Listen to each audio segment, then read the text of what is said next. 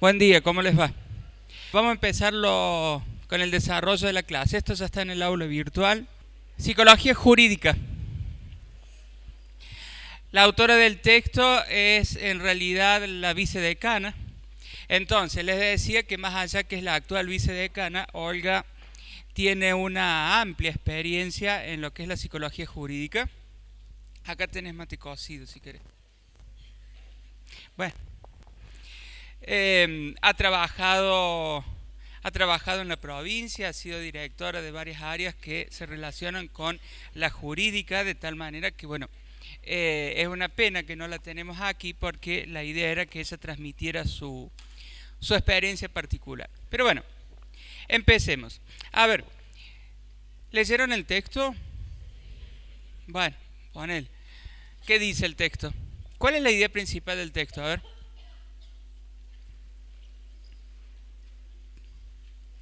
¿Con qué otra ciencia se relaciona la jurídica? Bien, con el derecho. Ahí vamos. ¿Cómo es la cosa? Que son dos ciencias complementarias, no actúa una sobre la otra, sino actúan juntas. Bien, ahí vamos delimitando un poco la idea principal del texto. La jurídica, la psicología, en una relación no de subordinación, como bien dice la compañera, con el derecho, en esa interrelación surge esta psicología jurídica. ¿Sí? Esa es la idea principal del texto. El surgimiento de la psicología jurídica de la interrelación de dos disciplinas, el derecho y lo que es la psicología. Claramente, desde esa interrelación va a surgir el quehacer del psicólogo jurídico y los lugares donde va a trabajar ese psicólogo jurídico. Bien. Yo, por supuesto, no sé por qué se ve azul, pero bueno, ustedes saben que yo les pongo un poquito de otros textos para complementar la clase, pero veamos un poquito de historia. La psicología jurídica en nuestro país, al igual que la laboral, es relativamente nueva. Sin embargo, la psicología jurídica empezó su desarrollo bastantes años anteriores en otros lugares del mundo. Entonces fíjense en si algo se ve ahí, ya ni yo veo, pero este acercamiento, esta interdisciplina, esta relación de psicología y derecho no es algo que surge acá hace poco, sí acá en la Argentina, pero en otros países fíjense en que a comienzos del siglo XX ya empieza a surgir esta relación.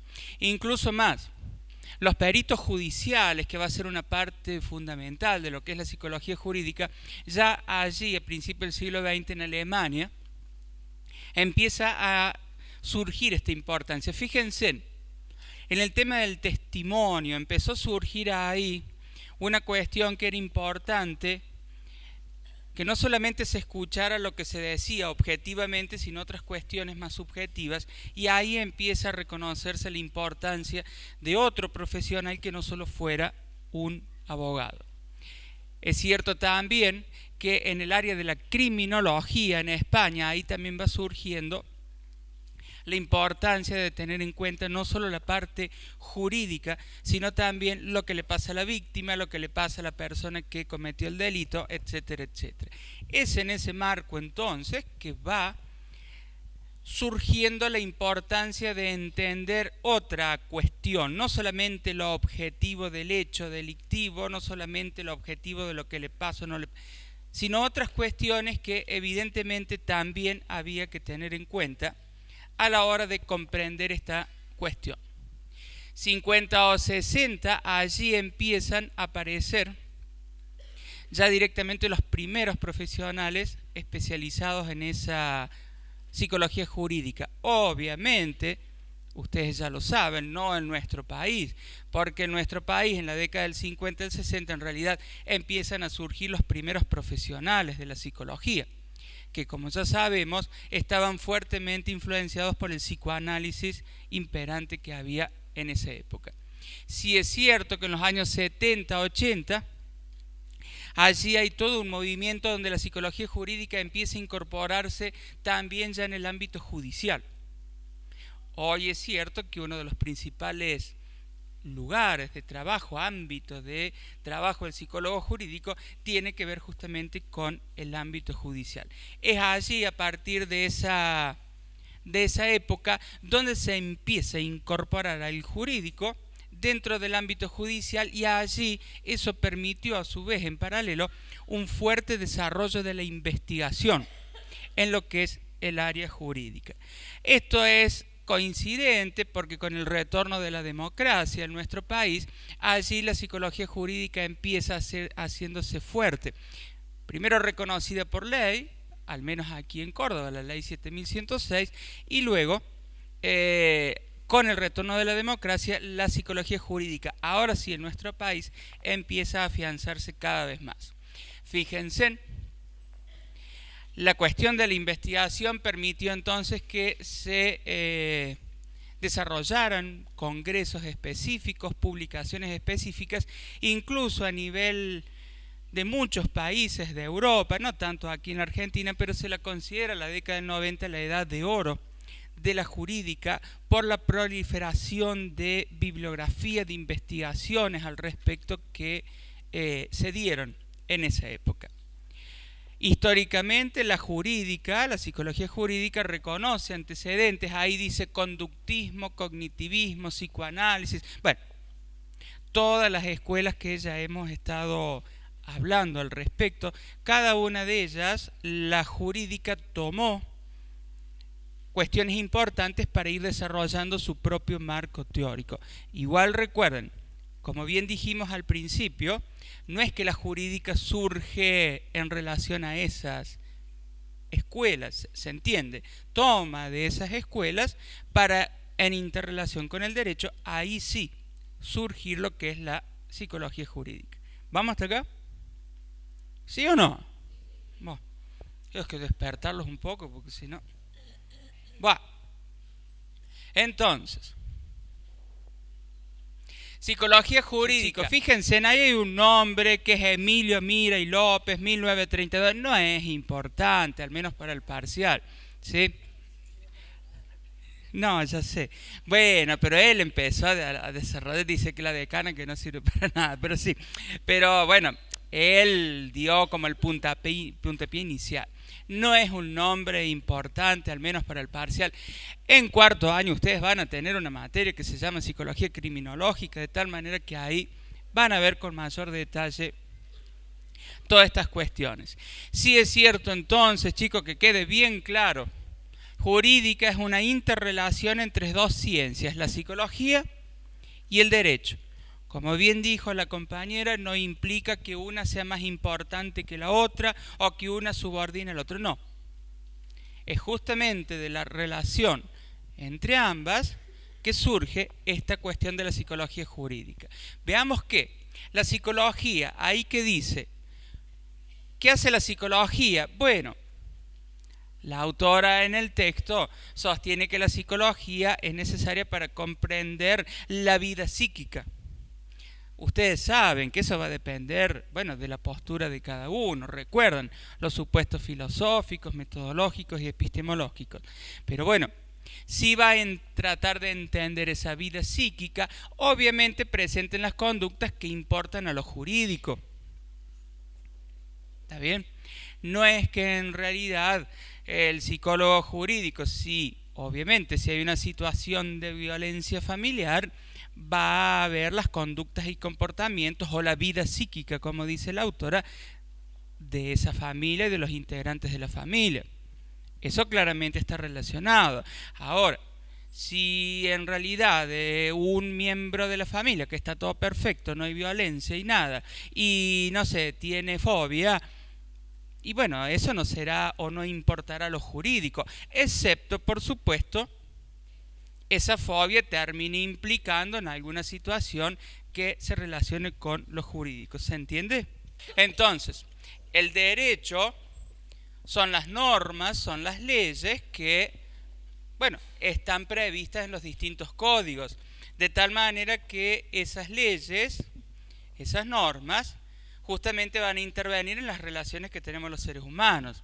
Entonces, justamente es en esa interrelación de lo jurídico que ve esta parte, de lo psicológico que ve la otra parte, que allí es donde surge la psicología jurídica. De tal manera que entonces, como dice la autora, ese encuentro son articulaciones teóricas, pero también en la práctica. ¿Sí? Hay marcos teóricos, incluso dentro de la psicología jurídica ustedes van a tener distintas posturas.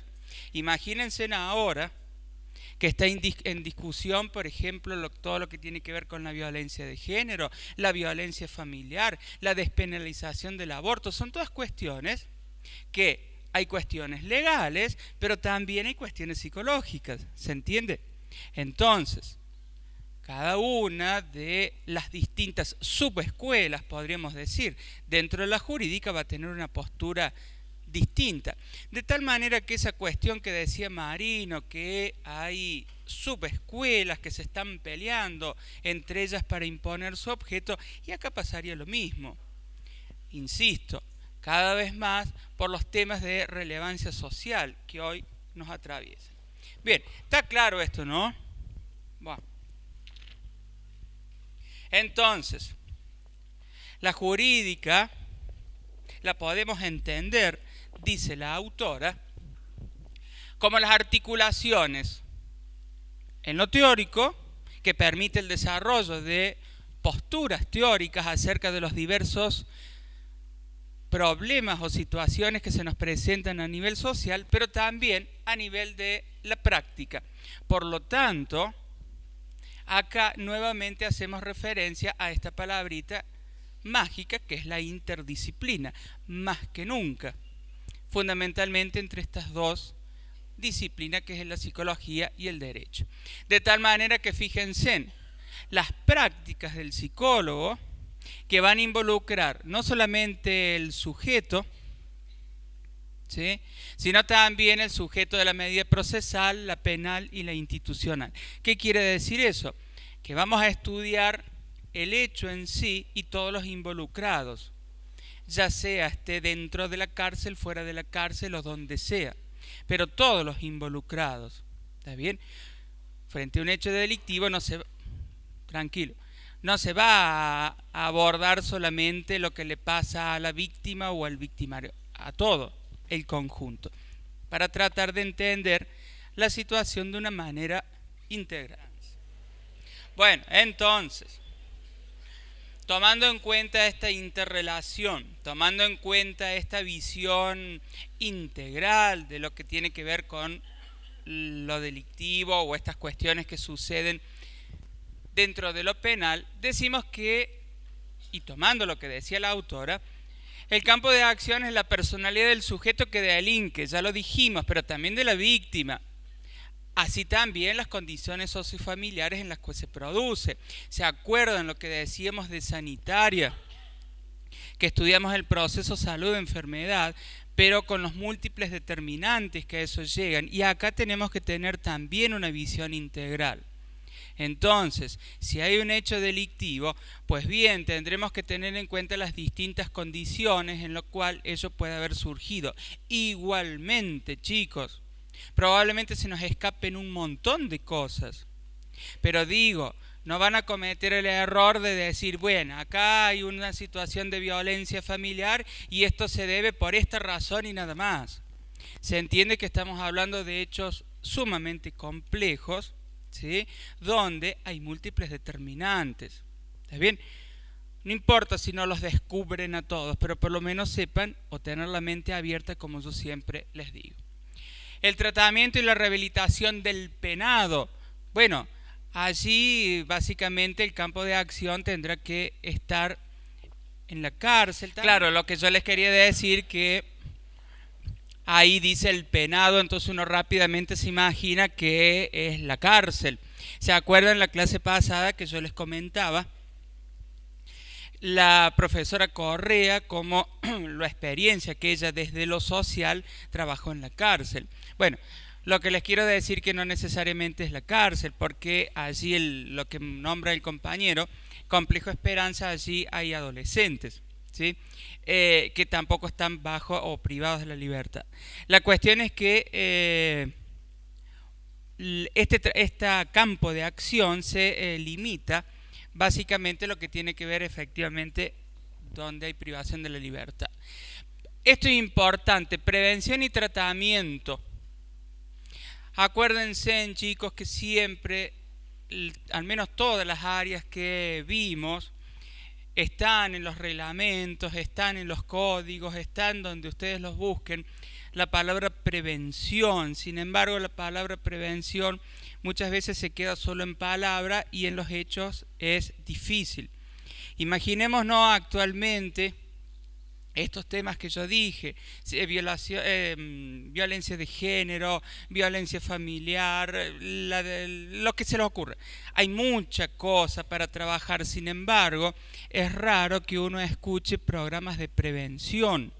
Por allí lo que uno escucha es, bueno, una vez que ya está, ya pasó. Entonces, insistimos con esta cuestión de la prevención, el desarrollo de programas de prevención. Eso es fundamental. Claro, ojalá fuese tan fácil hacer algún programa de prevención de violencia de lo que se les ocurra, pero es algo que evidentemente deberemos trabajar más, ¿sí? Al menos eso es lo que yo creo. Bien, y por supuesto, investigación. Allí dice lo que tiene que ver, por ejemplo, con las causas de la reincidencia y cómo eso afecta ya sea a la persona que delinquió, a la víctima, etcétera, etcétera. En realidad, investigación, el psicólogo jurídico debe investigar en todos los campos de acción que él participe. Bien. Funciones, todo esto, chicos, es para conocimiento. Después, insisto, en cuarto año ustedes lo van a ver mucho mejor. Incluso tienen una electiva que la pueden elegir, por eso se llama así, que es psicología y penología.